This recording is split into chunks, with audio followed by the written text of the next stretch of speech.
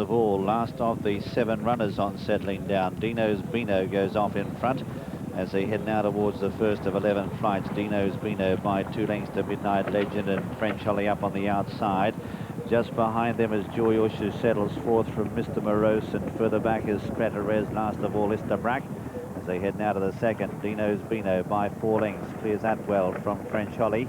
Istabraq jumping at last as they prepare to lead the back. Dino's Beano tearing off in front here by 4 lengths to French Holly. 3 away then is Midnight Legend. Couple away then further back is Joyous, the leader, trying to stretch them early, making it a real stamina test. 3 lengths further back then is Mr. Morose from Straterez, and Istabraq, the long odds on favourite, is last of all, about 15 lengths off the pace.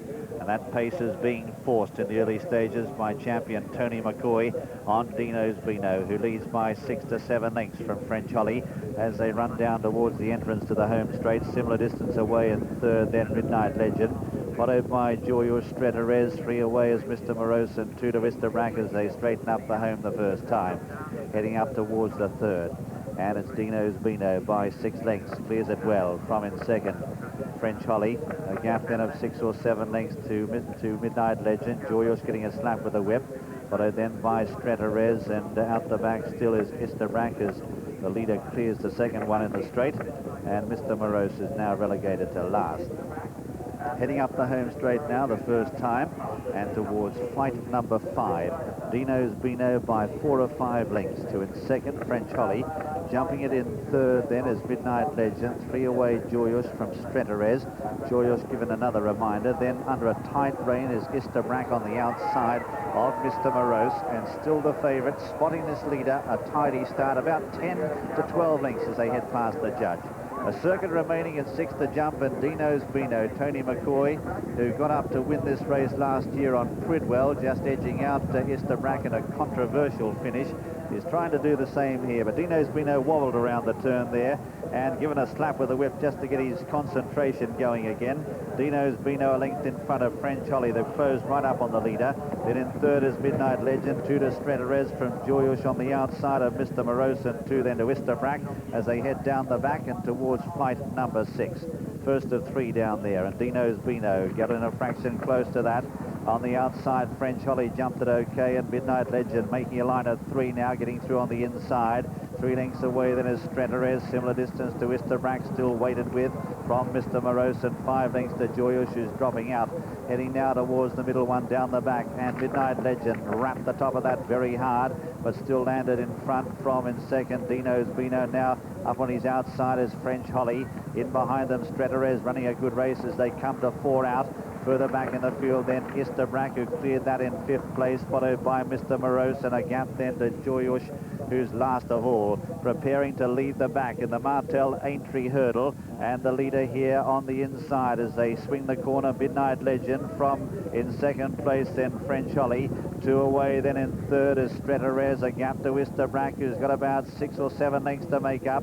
Behind him is Mr. Morose, and Dino's Beano has dropped right back through the field as they race towards the home turn now. It's Midnight Legend, the leader, by a length to French Holly. 2 away Straterez. 3 further back in the field then Istabraq, who's edging closer. Further back behind him, about 6 lengths away, is Mr. Morose, and Dino's Beano straightening up for the judge. 3 left to jump in the Martell Aintree hurdle, and it's on the far side, Midnight Legend being joined now by French Holly, but here comes the favourite Istabraq. He's riding confidently. Further back then is Straterez, a gap to Mr. Morose. 2 left to jump, and it's French Holly on the near side, who was clumsy at that but landed full of running from in second, Midnight Legend. Here comes Istabraq though on the outside. 1 left to jump, French Holly about a length in front. Here he is, Istabraq on the outside, joins in now on a tight rein. He looms up, grabs a narrow lead from French Holly. Straterez has gone at the last, but as they come up towards the line, this is a very cheeky win indeed. It's Istabraq being very confidently ridden by Charlie Swan. Goes on to win on the bridle by a length.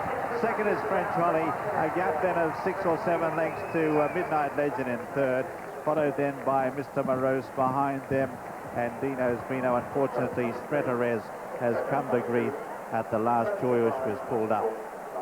The winner is number 3, Istabraq, the most confidently ridden favourite we've seen, and the cheekiest bin we've seen in a big race for a long time. Istabraq, owned by J.P. McManus, trained by Aidan O'Brien, ridden by Charlie Swan.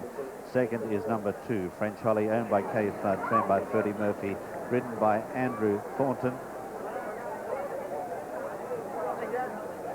And third is number 5, that's Midnight Legend, owned by Mrs. Hilda Clark, trained by David Nicholson and ridden by Richard Johnson. Fourth is Mr. Morose.